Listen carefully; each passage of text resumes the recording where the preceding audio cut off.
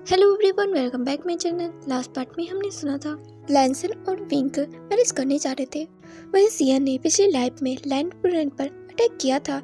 लैंसन तब बीच में आ गया था और सिया बेहोश हो चुकी थी। उसे तो कुछ भी याद नहीं था उसने क्या किया था। लैंसन उसे हक किए होता है और फिर सिया से कहता है, तुम ठीक तो हो ना? उसके फेस में तो कंसर्न दिख रहा होता है। सिया कंफ्यूज होकर लैंसन की तरफ देख रही थी। वो तो सब कुछ भूल चुकी थी पर उसे अब याद आने लगता है वो कैसे अंकल से बहस कर रही थी। लैंसन बीच में आया था, उस पर अटैक किया था।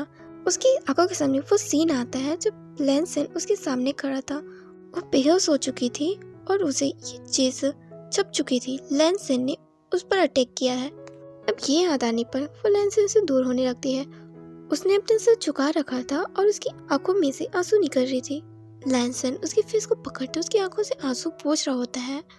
सिया मेरी तरफ देखो, पर सिया उसकी तरफ नहीं देखती और लैंसन से दूर होने लगती है और वो बैठ के दूसरी तरफ चली जाती है और खुद को कंबल से कवर कर लेती है और सक्रिय होती है।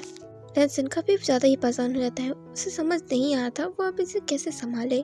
वो सिया को शांत कराने की कोशिश करता है, उसे बात करने की कोशिश करता है, पर सिया उसकी अब कुछ सुन नहीं रही थी और बस यही कहती है, मुझे मॉम के पास जाना है। वो कहाँ है? मुझे उनके पास जाना है। ये सुनकर लैंसन अपनी आंखें बंद कर लेता है। वो इस चीज का जवाब नहीं देना चाह रहा था। वो क्या बताए? उसकी मदर कहाँ है उसे खुद नहीं पता। वो तो शायद गायब भी हो चुकी है। इन चीजों को समझने के लिए सिया अभी छोटी है और इस वक्त तो उसे कुछ समझाया भी नहीं जा सकता। वो समझना भी नहीं चाहती है, पर इस वक्त सबसे पहले उसे मेडिसिन पिलाने की जरूरत थी। लैंसन उसे थोड़ा फोर्स करता है। उसे पकड़कर मेडिसिन पिलाने की कोशिश कर रहा था, पर सिया ढीठ वो तो अपना मुंह ही नहीं खोली, प्लस उसने लैंसन के ऊपर पूरी मेडिसिन गिरा दी। जो कि वो कर रहा था काफी वेस्ट हो गया था और लैंसन के कपड़े पूरी तरह से गंदे हो गए थे। लैंसन गुस्से से चिल्लाता है, सिया! उसकी रफ साउंड सुनकर तो सिया सहम गई थी। लैंसन अपनी आंखें बंद कर खुद को शांत करता है और झुककर सिया कहता है, देखो बेबी मेरी बात सुनो। सिया जो काफी ज्यादा डर चुकी थी और वो फिर से उसका फेस तो रोने जैसा हो गया था। वो खुद को छुड़ाकर भागने लगती है। लैंसन भी उसके पीछे पीछे कोठे से बाहर आ जाता है और उसे पकड़ लेता है।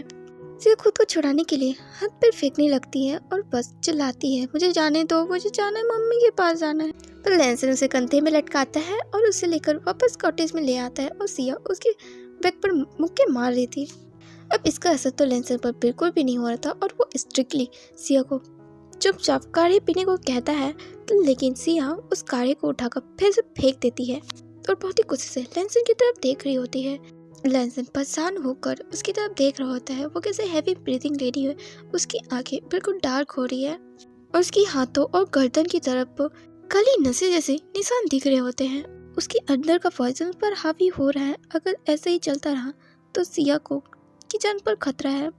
बस लड़की को मैं कैसे समझाऊं? लैंसन ये सब सोचकर सिया से कहता है, तुम आखिर मेडिसिन क्यों नहीं ले रही हो? मैं तुम्हारे भले के लिए कह रहा हूँ। जिस पर सिया जवाब देती है, मुझे जरूरत नहीं है इसकी, चले जाओ यहाँ से। और अपनी कान के ऊपर हाथ रखकर वो जो उसे चिल्ला रही होती है, उसे सब अकेला छोड़ दो।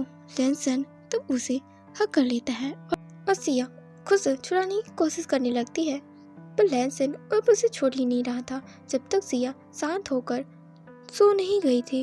लैंसन तब वैद्य को अंदर आने को कहता है और सिया का इलाज करना शुरू करने के लिए कहता है। वैद्य जब लैंसन की तरफ देखता है तो चौंक कर कहता है, यंग मास्टर आपकी नोज से ब्लड निकल रहा है। लैंसन भी चेक करता है तो हाँ, उसके हाथ में ब्लड लग जाता है। वो इतने समय से सिया के साथ था तो ऑफकोर्स सिया का पॉइजन उसे इफेक्ट कर रहा था।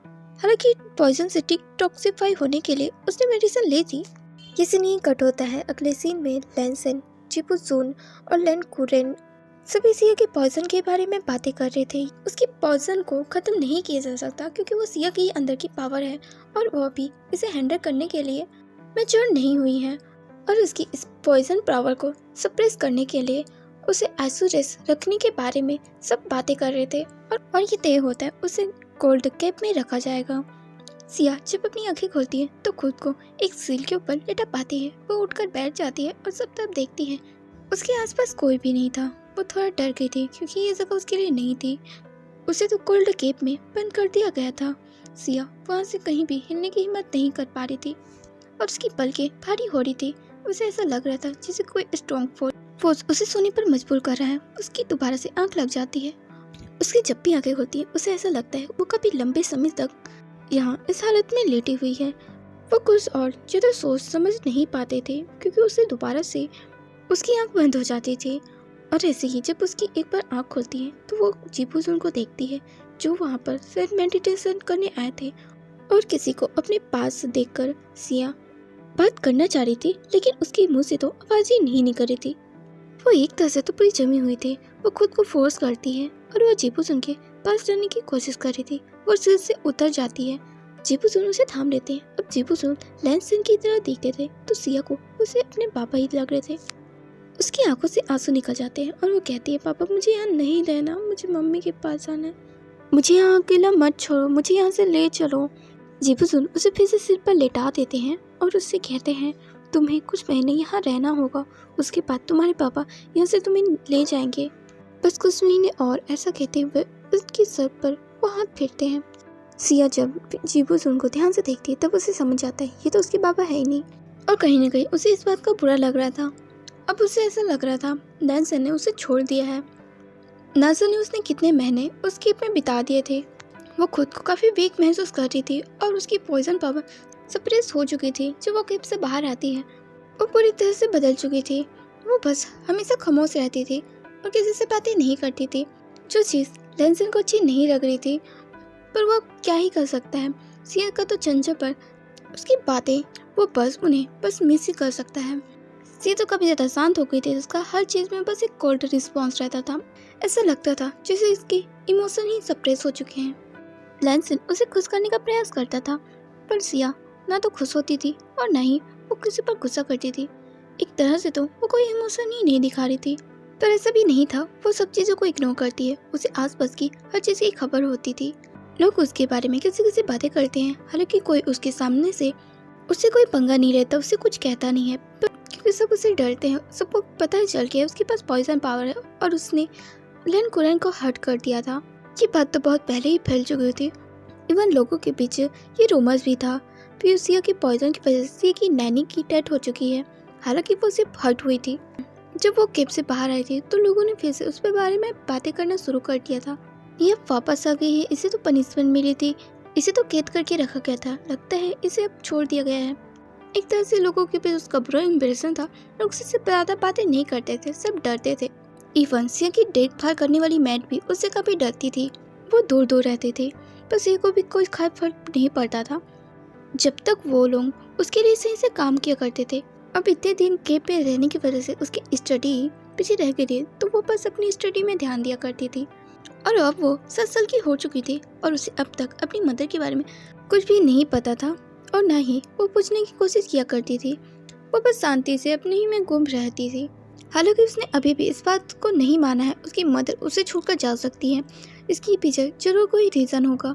वहीं लैंसन को इस बारे में पता था विंग अब इस दुनिया में ही नहीं है, पर वो उसे उस बारे में कुछ भी नहीं बताता है। वो तो सिया के सामने विंग का जिक्र ही नहीं करना चाह रहा था। चाहे वो विंग का जिक्र करे या ना करे, पर लोगों को जिक्र करने से कैसे रोक सकता है। कुछ समय आपस में बात कर रहे थे। यंग मास्टर का तो रिश्ता बहुत पहले ही पक्का हो चुका था, पर अब तक उन्होंने मैरिज नहीं की।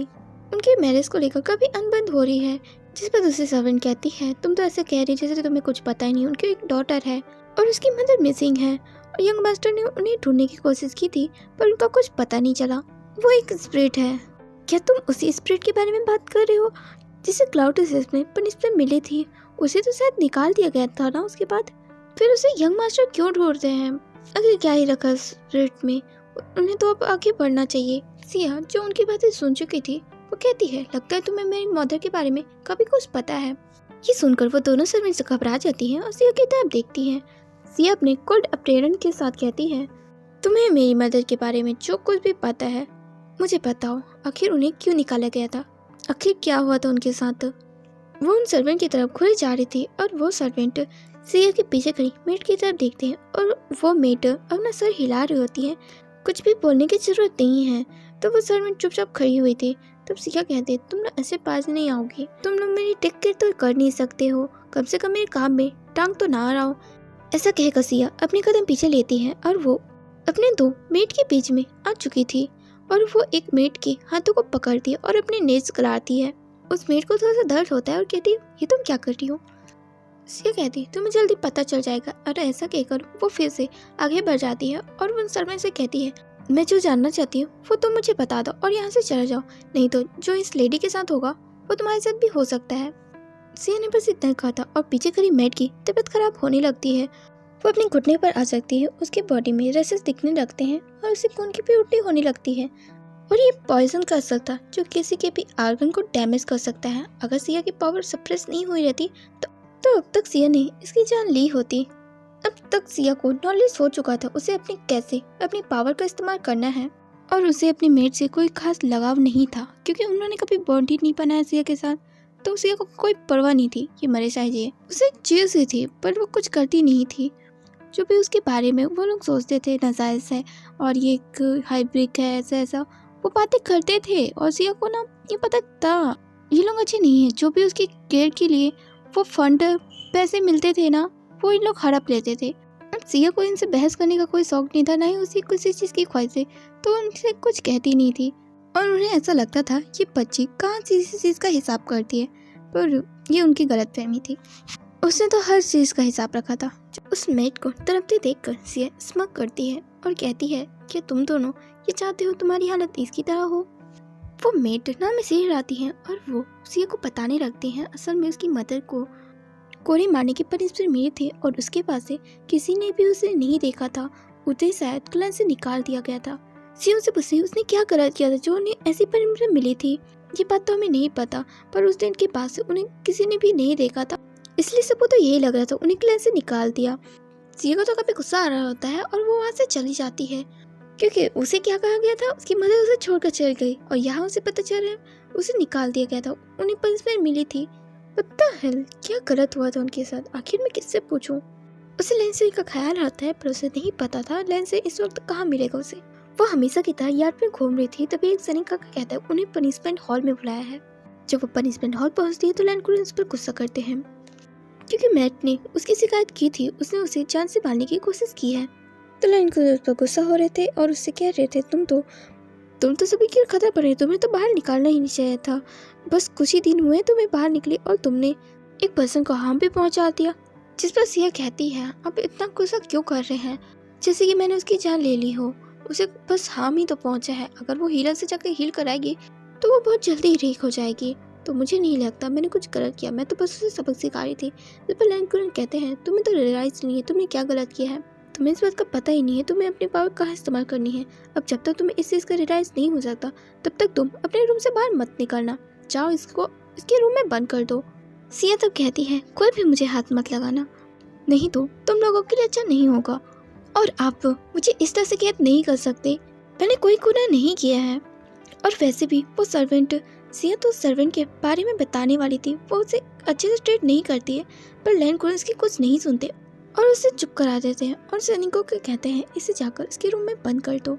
सिया को बहुत बुरा लग रहा था क्योंकि उसे अब कितने दिनों तक रूम में बंद करके रखा गया है। वो बस यहाँ पर रोड को कॉफ़ी किए जा रही है, उसके दिन ऐसे बीत रहे थे और एक सर्वेंट हमेशा आकर उसे खाना दिया करती थी और उसके बाद वो चली जाया करती थी। पर कई बार तो ऐसा होता था वो सर्वेंट उसके खाना देना भूल जाया करती थी, जिसकी वजह से सिया को वहाँ भूखे ही रहना पड़ता था। एक कैदी की तरह जिंदगी जीते हुए वो थक चुकी थी। उसे तो अब तो ऐसा लगने लगा था जैसे कि उसे यहाँ रखकर सब भूल चुके हैं।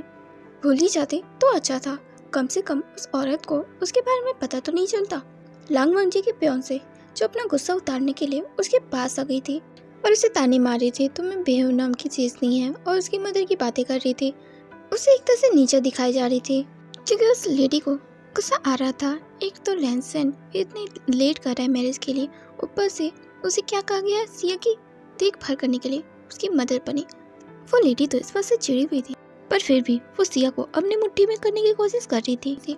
पर सिया चुई मुसी तो थी नहीं, उसका अपना एक एटीट्यूड था, बिल्कुल जंगली घास की तरह, जितना भी उखाड़ के फेंक लो वो दोबारा से मैदान को कब्जा कर ही लेगी। जब वो लेडी कुछ ज़्यादा बोलती है तब सिया को बहुत ज़्यादा गुस्सा आता है और उसे टी सर्व करने के बहाने उसके ऊपर पूरा टी गिरा देती है। तो लेडी चिक पड़ती है ये तुमने क्या कर दिया, और वो अपने कपड़ों को साफ कर रही होती है। सिया उसे इस देखकर स्मक करती है तो लेडी कहती है तुमने ये जानबूझकर किया, मैं तुम्हें जरूर सबक सिखाऊंगी, तुम्हें पूरा सुधार के रख दूंगी। जिस पर सिया कहती है, मुझे सुधारना तो दूर, तुम मेरी मदर भी नहीं बन सकती, तुम उस लायक ही नहीं हो। यकीन मानो, तुम जितना इस मैरिज को लेकर फुदक रही हो, इतनी खुश हो, ये बस कुछ समय के लिए है। बेहतर होगा तुम यहाँ से चले जाओ, क्योंकि मुझे तुम्हारी बातों में कोई भी इंटरेस्ट नहीं है।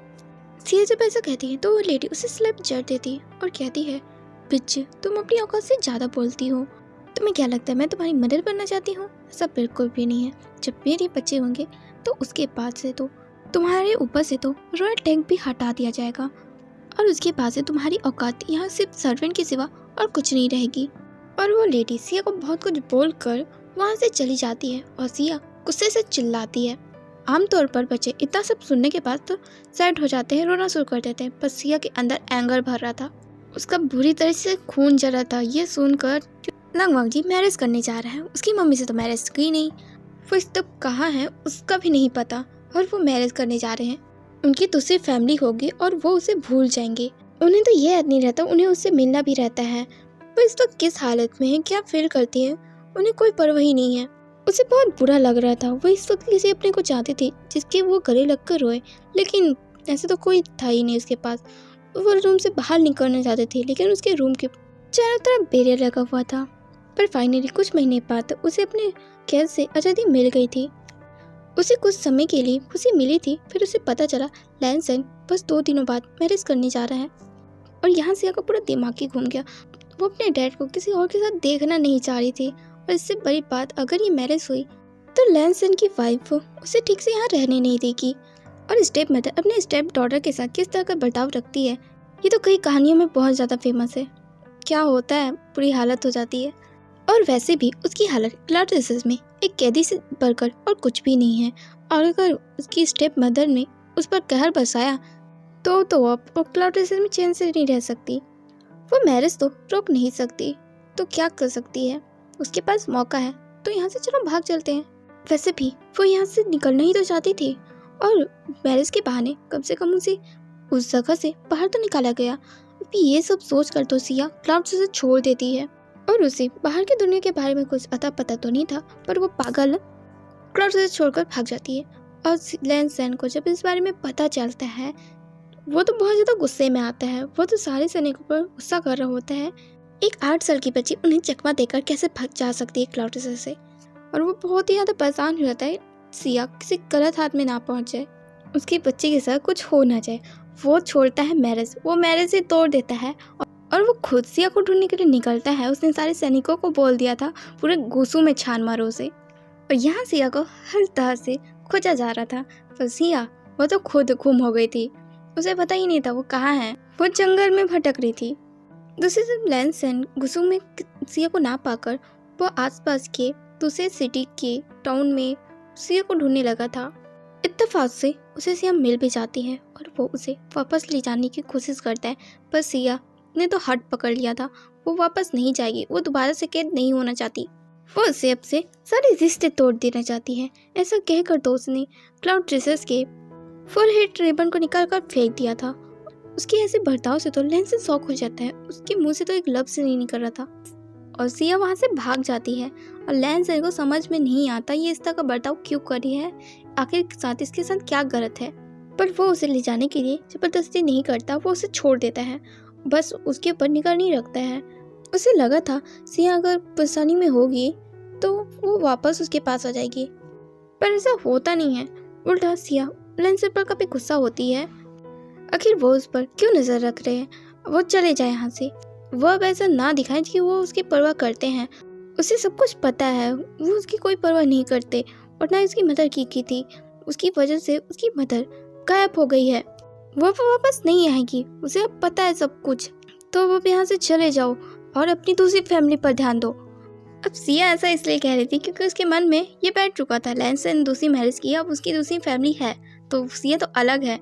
तो वो लैनसन की लाइफ में रहना नहीं चाहती, ना ही वो क्लाउड से रहना चाहती है। किसी ने उसके साथ अच्छे से बर्ताव नहीं किया और वो रह ही नहीं सकती है। लैनसन का तो ऐसा हो गया था, इस पागल लड़की को मैं कैसे समझाऊं, कितनी ज़्यादा ढीठ है। और सिया वो भाई लैनसन को देखकर इसका पारा गर्म हो जाता था। वो लैनसन को देखना ही पसंद नहीं कर रही थी। तब लैनसन को मजबूरन छुप छुप कर उसकी हेल्प करनी पड़ती थी, जिसका एहसास सिया को था ही नहीं। लैनसन है जो उसकी हेल्प कर रहा है। वो लकड़ियाँ बीनती थी और उन्हें बेचती थी। वो लोगों के बीच सर्वाइव करना सीख रही थी और लैंसन जो उसकी हेल्प कर रहा था और वही था जो उसकी लकड़ियाँ खरीदता था ताकि उसे कुछ पैसे मिल जाए जिससे वो कुछ खा ले। वैसे तो उसे जबरदस्ती ले जा सकता था पर वो रहना ही नहीं चाहती तो वो क्या कर सकता है। वो उसे जबरदस्ती ले जाकर क्या उसे कैद करे। इससे तो वो अभी जो उसे ना पसंद करे वो और भी ज़्यादा नफरत करने लगेगी। इसलिए लैंसन उसके सामने नहीं आता। पर एक दिन ऐसा होता है लैंसन को वापस घुस जाना पड़ता है। तब उसने किसी और को नजर रखने को कहा था और जो पर्सन सिया पर निगरानी रखता था उसकी कोई हत्या कर देता है और सिया का किडनैप हो जाता है। लैंसन जब सिया को देखने वापस आता है तब उसे पता चलता है ये सब कांड हो गया उसके पीछे और अब उसका सर दर्द डबल हो जाता है। वो पहले से ही वो इस चीज के परेशान रहता था, वो घर वापस नहीं जाना चाहती और ये देखो अब इसका किडनैप भी हो गया। वो खुद को कोस रहा होता है उसने इसे यहाँ छोड़ा ही क्यों था। खुद को बहुत ज्यादा कोस लेने के बाद वो सिया को फाइंड करने के लिए लोगों को लगाता है पर किसी को भी उसकी कोई खबर नहीं मिलती। 1 साल ऐसे बीत जाते हैं, साल पे साल बीते थे पर लैंसन ने हार नहीं मानी थी। वो फिर भी फाइंड करने की कोशिश कर रहा था। लैंड कुरन भी कहते थे उसे ढूंढना बंद करो, तुम्हारी जितनी पहुंच थी तुमने कोशिश कर ली, उसका कुछ पता नहीं चला ना। अब वो नहीं है। लैंसन तो उन पर गुस्सा करने लगता है। वो बहुत ही ज़्यादा फ्रस्ट्रेटेड था और वो उन पर गुस्सा निकाल कर वहाँ से चला जाता है। उसे बहुत बुरा लग रहा था। वो क्या फील कर रहा है किसी को पता ही क्या नहीं। वो एक तो उसे अपने काम के चलते टाइम नहीं दे पाया। उसे रिग्रेट होता था उसने क्यों उसे नहीं रोका। अगर उसने आज उसे रोक लिया होता तो उसके साथ रहती, पता नहीं वो उस वक्त किस हालत में होगी, किस तरह से रह रही होगी। उसे रिग्रेट था। ना तो वो बेबूसान को रोक पाया ना सिया को रोक पाया। उसने थोड़ा उसे फोर्स किया होता तो अच्छा रहता। वो एक फादर का फर्ज निभा ही नहीं पाया। ऐसा तो लैंसन का सोचना था और वो सिया को फाइंड करने की कोशिश कर रहा था। 12 साल बीत चुके थे सिया के गुम हुए और लैंसन की लाइफ बेरुखी के साथ चल रही थी। उसने अपनी लाइफ में दोबारा किसी को एंट्री नहीं दी थी। उसने कह दिया था वो मैरिज करना ही नहीं चाहता है और वो तो सेक्युलरिज्म में चला गया था पर उसे मजबूरन बाहर आना पड़ा क्योंकि गुसु पर बहुत बड़ा खतरा आ गया था और ये खतरा वैंस का था जो गुसु पर अटैक करने की ताक में थे। लैंसन को मजबूरन फाइट करनी पड़ी थी और उससे बड़ा झटका तब लगता है जब उसके सामने फाइट करने के लिए सिया आती है। उसे 1 सेकंड की भी देर नहीं लगती सिया को पहचानने के लिए। इतने सालों से उसकी आगे उसी को तो ढूंढ रहे थे और वो काफ़ी ज़्यादा बड़ी हो चुकी थी और उतनी ही ब्रेव भी वो उसका सामना करने के लिए खड़ी है। क्या वो उसे भूल चुकी है या फिर वो उससे इतनी नफरत करती है कि वो उसे मारना चाहती है। उसके अब हाथ कांप रहे थे। वो लड़ने के बारे में विचार ही नहीं कर पा रहा था। सिया की बात करें तो उसे कोई परवाह ही नहीं थी उसके सामने कौन है। उसे तो बस गुसु को जीतना था। उसे यही बहुत सवाल था पर वो गुसु को डिस्ट्रॉय भी होना नहीं देना चाहती थी। इसलिए उसने एक शर्त रखी थी, एक टूर्नामेंट की। यहाँ वो गुसु के सर्वश्रेष्ठ योद्धा से फाइट करेगी। अगर वो उसे हरा देता है तो वैंस वापस ले जाएंगे, अगर नहीं तो लैंड परिवार को चुपचाप सरेंडर करना होगा। नहीं तो आम लोगों को भी इससे बहुत तकलीफ होगी अगर उन्होंने युद्ध करना शुरू किया। अब सिया ऐसी ऐसी बात कर रही थी जिससे लैंस टूर्नामेंट के लिए राजी हो जाए। यहाँ वो चालाकी दिखा रही थी क्योंकि वो भी नहीं चाहती थी गुसु को कोई हार्म पहुंचे। उसके काफी बड़े गोल थे और वो चाहती थी लैंस उसका साथ दे, चाहे वो मजबूरी से दे या अपनी खुशी से। और इस पार्ट का यही एंड करते हैं। Thanks for watching. मैं नेक्स्ट पार्ट जल्दी अपलोड करने की कोशिश करूँ। तब तक गुड बाय।